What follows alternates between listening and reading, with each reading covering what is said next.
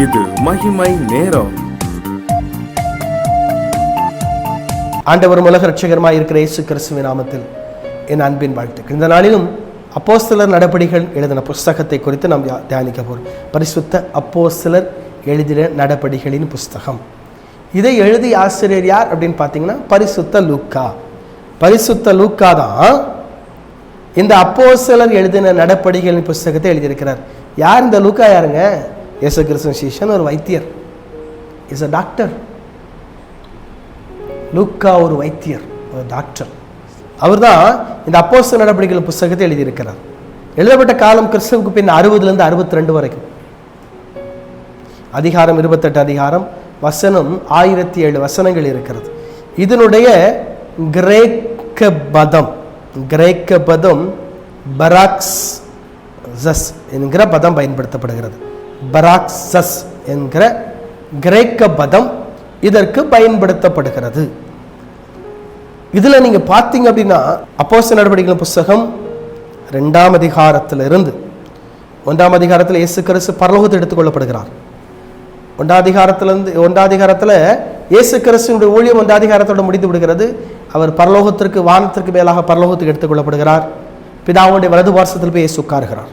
2ஆம் அதிகாரத்தில் இருந்து இயேசு கிறிஸ்துவினுடைய சீஷர்களுடைய ஊழியம் ஆரம்பிக்கப்படுகிறது, அல்லது சபை ஸ்தாபிக்கப்படுகிற காரியம் ஆரம்பிக்கப்படுகிறது. 2ஆம் அதிகாரத்திலிருந்து அப்போஸ்தலர் 2ஆம் அதிகாரத்திலிருந்து சபை ஸ்தாபிப்பு ஆரம்பிக்கிறது. இயேசு கிறிஸ்து இறைவன் வரைக்கும் பூமியில சபை ஸ்தாபிக்கப்படவில்லை. ஏன்னா அவர் தான் சபை, அவர் தான் சபையுடைய மூலைக்கல், அவர் தான் சபையுடைய தலைக்கல். ஆனா தலைக்கல் மூலைக்கல் எடுக்கப்பட்ட பின்பதாக பூமியிலே சபை ஸ்தாபிக்கப்படுகிறது.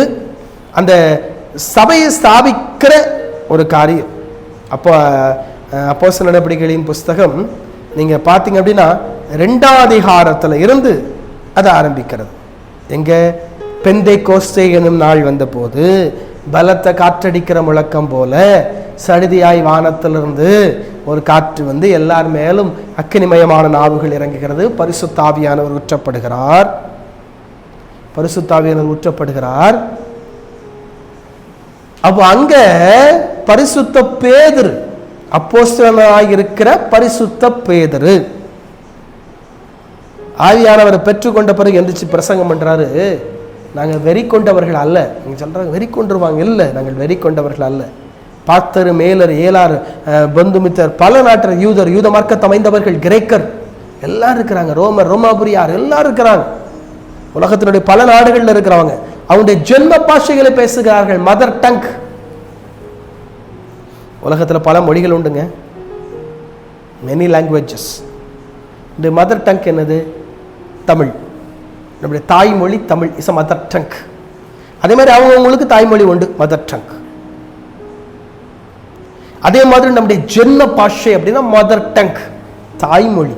நம்முடைய தாய்மொழிகளை பேசுகிறார்கள்.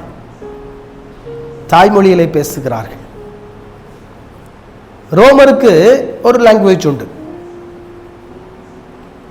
ஒவ்வொருத்தருக்கும் ஒவ்வொரு ஆசியாவில் வந்து சிலர் பேர் இருக்கிறாங்க. அவங்களும் அந்த லோக்கல் லாங்குவேஜ் மதர் டங், அவங்களுக்கு ஒரு டங் உண்டு, மதர் டங் கொண்டு பேசுவாங்க, தாய்மொழி. அப்போ இங்கே அவருடைய ஜென்ம பாஷைகளை தேவனை புகழ்கிறார்கள். இதை கேட்டோன்னு பெரிய ஆச்சரியம்.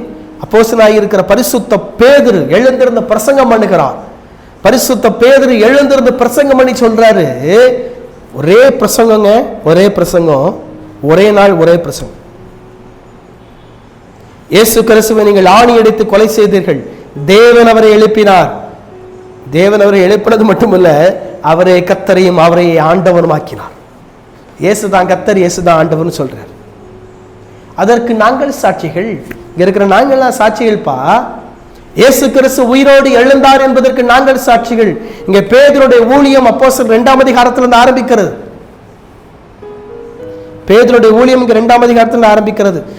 யோவான் எழுதின சுவிசேஷம் 21ஆம் அதிகாரத்துக்கு நீங்க வந்தீங்கன்னா இதுக்கு முன்னால பார்த்ததுல ஊழியத்தை குறித்து இயேசு சொல்கிறார். இப்படி ஊழியம் செய்வ என் ஆடுகளை மேய்ப்பாயாகன்னு சொல்றாரு. ஆனால் 2ஆம் அதிகாரத்துல ஸ்டார்ட் ஆகுது. ஒரே நாளிலே சபையில 3000 பேர் சேர்த்துக் கொள்ளப்படுகிறார்கள். கிறிஸ்துவுக்குள்ள, கிறிஸ்துவின் அன்புல 3000 பேர், 3000 people. ஒரே நாள் ஒரே பிரசங்கம். அது ஃபர்ஸ்ட் மெசேஜ். அது வரைக்கும் பேதுரு பிரசங்கம் பண்ணல. இயேசு கிறிஸ்து போனார், பின்னால போயிட்டு இருந்தாங்க, அவ்வளவுதான். அவர் முன்னால் நடந்தார், சீஷர்கள்லாம் பின்னால் நடந்தாங்க. ஃபர்ஸ்ட் மெசேஜ் 3000 பேர் சபையிலே சேர்க்கப்பட்டார்கள். அதுக்கப்புறம் பேதுருடைய ஊழியம், அற்புதம், அதிசயம். 3ஆம் அதிகாரத்துக்கு வந்தீங்கன்னா பேதுரு யோவானும் தேவாலயத்துக்குள்ள போகும்போது தாயின் வயிற்றில் பிறந்தது சப்பானியா இருக்கிற ஒருவனுக்கு அற்புதம். அதுக்கு பிறகு நீங்க பாத்தீங்கன்னா 13 28 வரைக்கும், கிபி 35 60 வரைக்கும் பரிசுத்த பவுலுடைய ஊழியம், கிபி 30 35 வரைக்கும் பேதுருடைய ஊழியம், 35 60 வரைக்கும் பரிசுத்த பவுலுடைய ஊழியம். இதிலே முதல் இரத்த சாட்சி ஸ்தேவான், பரிசுத்த ஸ்தேவான். இன்னைக்கு இயேசுவுக்காக ஊழியம் செய்றீங்களா? யாராவது ஒரு ஆத்மாவுக்கு இயேசுவின் அன்பை சொல்றீங்களா? ஏங்க, நான் காலகாலமாக கிறிஸ்தவங்க, இயேசுவை பற்றி எனக்கு தெரியுங்க. நீங்கள் யாருக்காவது இயேசுவை பற்றி சொல்லியிருக்கீங்களா? சுவிசேஷம் அறிவிச்சிருக்கீங்களா? யோசித்து பார்ப்போம். அன்பின் ஆண்டவரே, எமக்கு ஸ்தோத்திரம். உம்மை பற்றி நாங்கள் மற்றவர்களுக்கு சொல்லுவதற்கு, சுவிசேஷம் அறிவிப்பதற்கு உதவிச்சு இயேசு கிறிஸ்துவின் நாமத்தில் ஜெபிக்கிறேன் பிதாவே, ஆமென்.